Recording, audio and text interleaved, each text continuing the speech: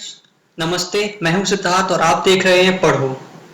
तो today's topic for discourse is animal tissues. आज हम डिस्कस करेंगे जंतु ऊतक। Before starting this lecture, let us have a glimpse from the last lecture. हम अपने पिछले लेक्चर से ये समझने का प्रयास करते हैं कि आखिर टिश्यूज होते क्या हैं। So basically tissue is a group of cell.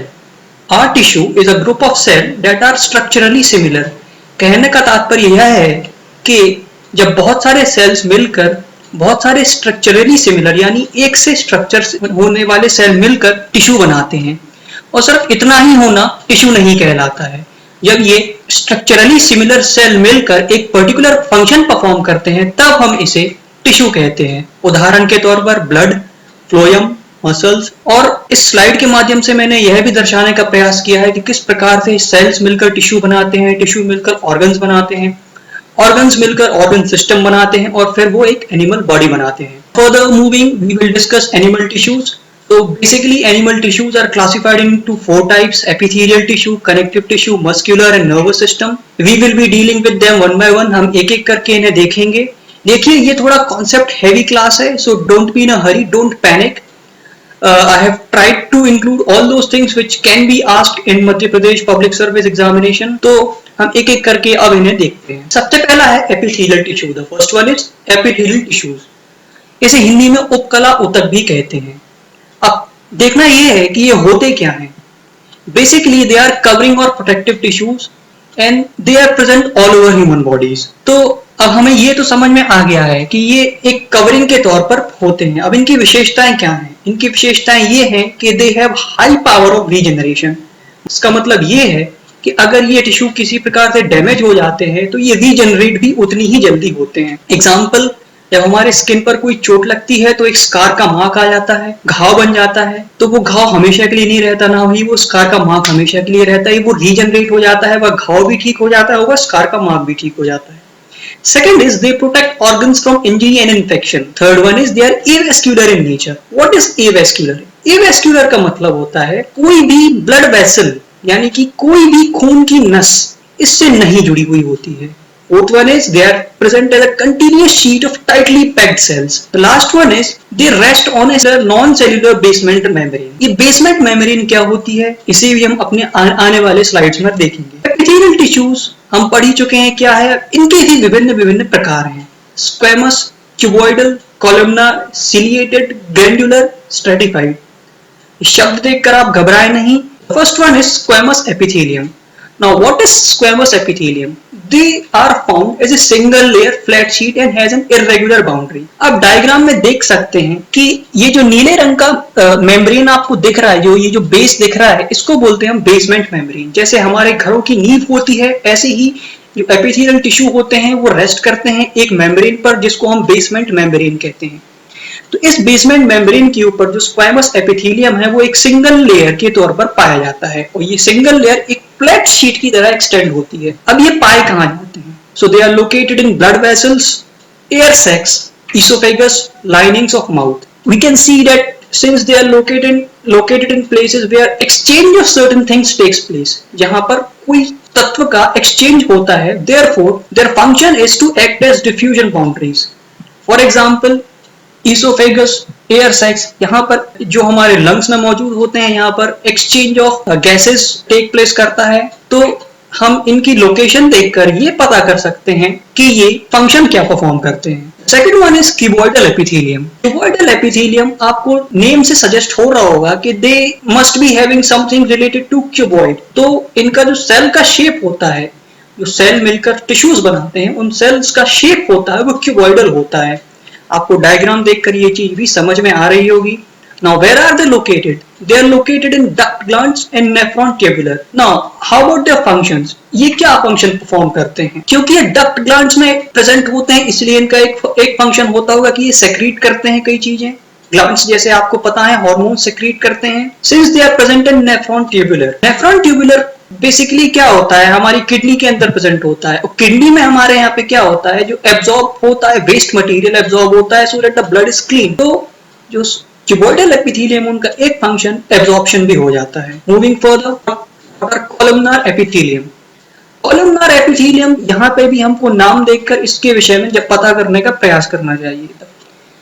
The definition can be that they are elongated cells and arranged adjacent to each other, or we can say there is a single layer of tall and slender cells। आपको diagram देखकर समझ में आ रहा होगा कि एक single layer of cell है जहां पर टॉल सिलेंड्रिकल शेप के या स्लेंडर, स्लेंडर मतलब वेरी थिन, बहुत सारे टॉल और थिन जो सेल्स हैं दे आर अरेंज्ड एडजेसेंट, यानी एक दूसरे के आजू बाजू बगल में एडजस्टेड हैं और ये रेस्ट करते हैं जिस बेसमेंट मेम्ब्रेन पर।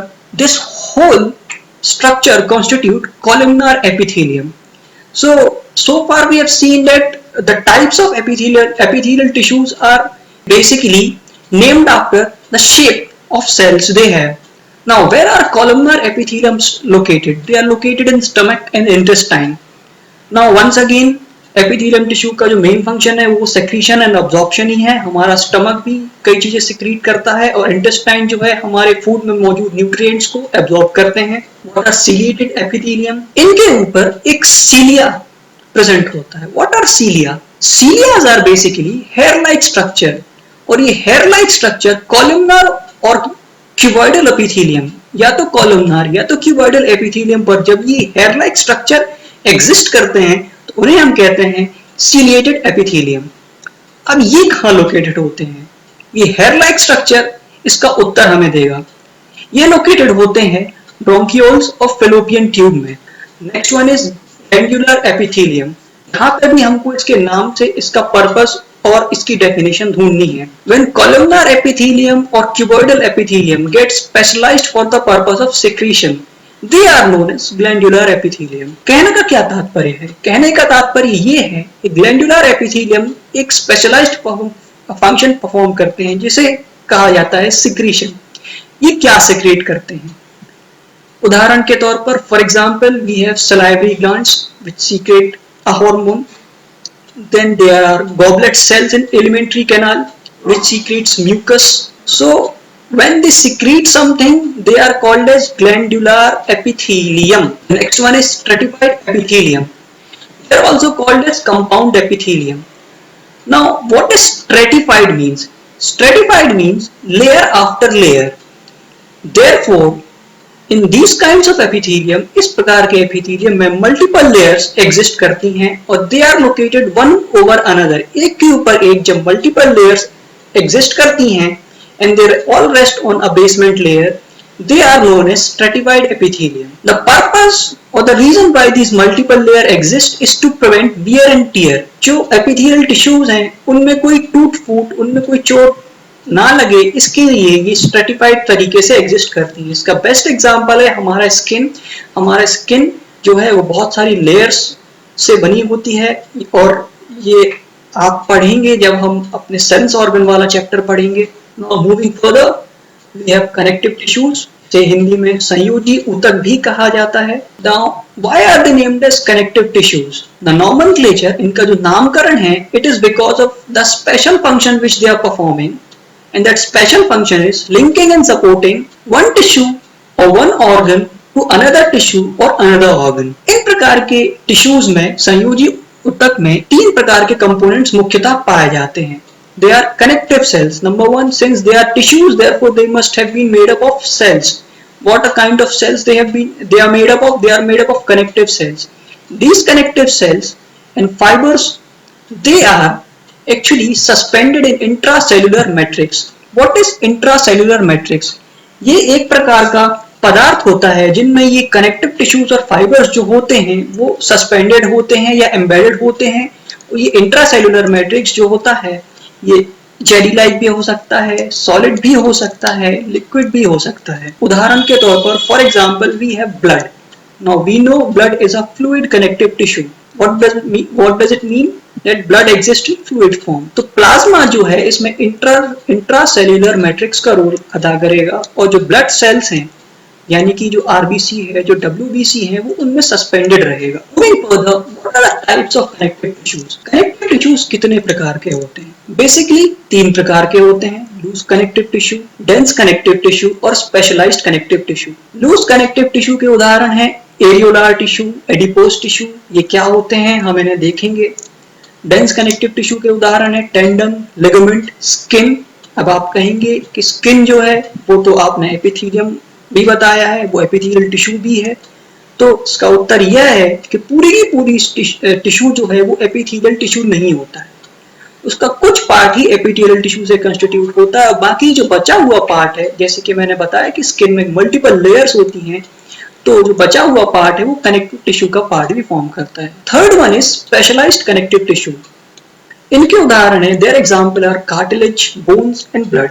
Now what are loose connective tissue? Loose connective tissue, we have to look while studying biology, we have to look at the nomenclature। हमें नामकरण को बहुत ही सीरियसली लेना पड़ता है, and once we are easy with the nomenclature, then we are able to sort out the characteristics or the structure of a particular term। तो loose connective tissue, इसके नाम से हमें ये पता चलता है कि सेल्स और फाइबर्स जो हैं इनमें लूजली पैक्ड होंगे, एंड यस ऐसा ही होता है। Where are they located? They are located beneath the skin and their function is to support the epithelium. इनके उदाहरण है एरियोलर टिश्यू और एडिपोज टिश्यू। एडिपोज टिश्यू एक प्रकार का टिश्यू होता है जो हमारे अंदर में फैट को स्टोर करता है। आप डायग्राम में देख सकते हैं, एक सेल है, उसके अंदर ये जो हॉलो सब्सटेंस आप देख रहे हैं, these are basically hollow in nature, और ये खोखली जगहों में हमारे जो बॉडी फैट है वो स्टोर होता है। What are areolar tissues? Areolar tissues जो है हमारी बॉडी में उन जगहों पर पाए जाते हैं जहां पर ऑर्गन्स के बीच का जो स्पेस है वहां पर एरियोलर टिश्यूज पाए जाते हैं। Moving further, we will deal with dense connective tissue. Dense connective tissue, अब हमें यहां से ये समझ में आ रहा है कि डेंस कनेक्टिव टिश्यूज में cells and fibres are compactly packed, यानी कि सेल्स और fibres which are suspended in an intracellular matrix are very compactly, यानी कि पास पास पैक्ड होते हैं। इनका एग्जाम्पल है tendons, ligaments.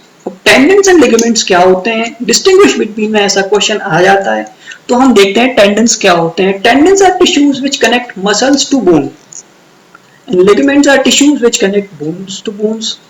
Both are tough, elastic and provide strength. Since they are compactly packed and the nature of the matrix in which they are suspended or embedded are such that they are tough in nature, यानी कि ये आसानी से टूटेंगे नहीं, they are elastic in nature and they provide strength. But जो ligaments होते हैं उनमें लिमिटेड फ्लेक्सिबिलिटी होती है, जबकि जो टेंडन्स होते हैं वो फ्रीली फ्लेक्सिबल होते हैं। लिमिटेड फ्लेक्सिबिलिटी का मतलब ये होता है कि since the bones are connected by ligament, तो हम अगर अपना कोई ऐसा स्केलेटल बॉडी पार्ट है जो हम मूव करते हैं, फॉर एग्जांपल हमारा आर्म, तो हम उसको पर्टिकुलर डिग्री तक ही रोटेट कर पाते हैं, हमारे को यूनिवर्सल फ्लेक्सिबिलिटी उसमें नहीं मिलती है। लिमिटेड फ्लेक्सिबिलिटी इसे ही कहते हैं। What are specialised connective tissue? Specialised connective tissues में हम 3 एग्जांपल देखेंगे, कार्टिलेज, बोन्स एंड ब्लड। तो पहले हम कार्टिलेज देखते हैं। Cartilage are actually those tissue which are resilient, smooth and elastic. अब इनका क्या मतलब होता है? बेसिकली ये क्या होते हैं cartilage? They are rubber like padding which are present at the surface of bones such that they protect the ends of bone from injuries. They also aid in the movement of bones. How so? ये ऐसा कैसे कर लेते हैं? इनका function ये जो कैसे परफॉर्म करते हैं, ये फंक्शन इसलिए परफॉर्म करते हैं because the cells are widely spaced and the intracellular matrix can withstand compression. Compression को भी ये आराम से सहन शक्ति इनके अंदर होती है, इसलिए ये जो मूवमेंट है ये प्रोटेक्ट करता है bones. What are bones now? Bones are very strong and non flexible tissue. आप जानते हैं, इसे समझाने की आवश्यकता नहीं है। दे आर पोरस, हम ये भी जानते हैं। दे आर हाईली वेस्कुलर, इनमें बहुत सारी ब्लड वेसल्स अटैच्ड होती हैं। दे आर मिनरलाइज्ड, जी हाँ, they are made up of minerals, calcium, phosphate, बहुत सारे मिनरल्स हमारे हड्डियों में मौजूद होते हैं। They are hard. Now the matrix in bones is made up of protein and this protein is rich in salts. What is the function which bone performs? Bone हमारी body को एक skeletal support देता है, ये हमारे organs को भी protect करता है। and the most important thing is यहाँ पर red blood cells, white blood cells का synthesis होता है। We are going to see the diagram of cartilage and bone. So as you can see in the first diagram, the cells are cells and fibers are loosely pegged in the cartilage and they are suspended in the intracellular matrix. The second diagram is of bone. So bone cells are basically present in the form of concentric circle. Third one is blood. Blood basically हम पढ़ेंगे जब हम circulatory system पढ़ेंगे, तो यहाँ पर हम बस एक बेसिक आइडिया लेंगे. तो ब्लड क्या होता है? ब्लड एक फ्लूइड कनेक्टिव टिश्यू है. इसके 4 कंपोनेंट्स होते हैं. पहला है प्लाज्मा जो एक मैट्रिक्स की तरह भी एक्ट करता है. Second one is RBC, third one is WBC, and the fourth one is platelets. RBC, WBC और platelets they together combine to form blood corpuscles या blood cells. हम इन्हीं तीनों को कहते हैं. Now we will discuss muscular tissues. Muscular tissue को हिंदी में पेशी ऊतक भी कहते हैं. Now what are muscular tissues? They are basically responsible for the movements of our body part. How? Because they have a specialized protein called contractile protein. This contractile protein helps in the contract and relax movement of the muscles. आप देख सकते हैं कि हम जब muscle को move करते हैं तो एक कॉन्ट्रैक्ट और रिलैक्स, इस मूवमेंट को मदद करने वाले टिश्यूज को हम मस्कुलर टिश्यूज कहते हैं. फंक्शंस हमने समझ ही लिए हैं कि they help in the movement of body parts, they support bones and other structures, and they also do specific functions like heart beat, movement of blood and facial expression. Facial expression और gesture जो हमारे face पर हम देखते हैं, ये भी हमारे मस्कुलर टिश्यूज के मूवमेंट का ही प्रभाव है. Now, how do we classify muscular tissues? Muscular tissues are classified into 3 broader types: striated muscles, non-striated muscles, and cardiac muscles. Striated muscles. Striated muscles, their cells are long, cylindrical in nature. You can see them in the diagram. They are unbranched. इनकी कोई branches नहीं निकली हैं. ये एक long cylinder की तरह ही एक प्रेजेंट होते हैं. And they are multi nucleated. What is multi nucleated? आप देख सकते हैं ये ब्लैक कलर के मल्टीपल न्यूक्लियस, बहुत सारे न्यूक्लियस प्रेजेंट हैं, इन्हें ही मल्टी न्यूक्लिएट टर्म दिया गया है. This tissues have an alternate stripes on deep colour on it surface. जब हम माइक्रोस्कोप में स्ट्रेटेड मसल्स को देखते हैं तो हमको अल्टरनेटिव स्ट्राइप्स यानी कि पट्टियां दिखती हैं. इन पट्टियों के दिखने के कारण ही हम इन्हें स्ट्रेटेड मसल्स कहते हैं. Where are they located? Where are they located? First उसको समझने के लिए हमें सबसे पहले ये समझना होगा कि what function they perform. So they perform voluntary function, यानी वो फंक्शन जो हम सोच समझ कर करते हैं. वो फंक्शन परफॉर्म करने वाले जो बॉडी पार्ट्स हैं या ऑर्गन्स हैं, वहां पर ये मस्कुलर टिश्यूज एग्जिस्ट करते हैं. For example the body walls, limbs, tongues, oesophagus, biceps and triceps. कहने का तात्पर्य ये है कि जिन मूवमेंट्स पर ह्यूमन का कंट्रोल होता है, उन जगहों पर एग्जिस्ट करने वाले टिश्यूज जो हैं वो स्ट्रेटेड मसल्स हैं. Second one is non striated. The non striated muscle long and has pin pointed ends. आप देख सकते हैं इसको एक स्पेशल टर्म दिया गया है. They are spindle shaped. Spindle shaped मतलब लॉन्ग और थिन तो ये होंगे, साथ में इनके जो एंड्स हैं वो पॉइंटेड होंगे. Where are they located? They are located in the iris of eyes, walls of internal organs, stomach walls, etc. Now, since their location are such that the movement of these muscles cannot be controlled by human will, therefore they are responsible for involuntary movement. Third one is cardiac muscle. So friends, cardiac word biology में कहीं भी आता है तो हम उसका तात्पर्य heart से समझते हैं. So it is related to heart. Now what is the structure of cardiac muscle? Cardiac muscles are cylindrical. आप देख सकते हैं सिलिंड्रिकल शेप में ये हैं. They are branched. इनकी ब्रांचेस हैं और ये एक दूसरी से जुड़ी हुई ब्रांचेस हैं. Third one is they are uninucleate. आप देख सकते हैं कि एक सेल के बीच में एक ही न्यूक्लियस है, तो they are uninucleated. Where are they present? क्योंकि ये कार्डियक है, the cardiac word is associated with the human heart और animal heart. Therefore they are present on the walls of heart, pulmonary vein, pulmonary artery. These terms we will be dealing in the chapter relating to the blood circulatory system, which we will study. And these type of muscles, they never get fatigued. They show rhythmic contraction and relaxation. यानी कि इनका जो contraction और relaxation होता है, जो contractile protein की मदद से जो contraction और relaxation का जो movement होता है, it is rhythmic in nature. Last one is nervous tissue. इसे हम तंत्रिका ऊतक भी कहते हैं. It is basically composed of brain, spinal cord, nerves and neurons. Now this topic will be dealt in the chapter nervous system. Therefore we are stopping here now. We have completed animal tissues. I think you have enjoyed and you have gained a conceptual clarity of what animal tissues are. Feel free to ask any question and any suggestion.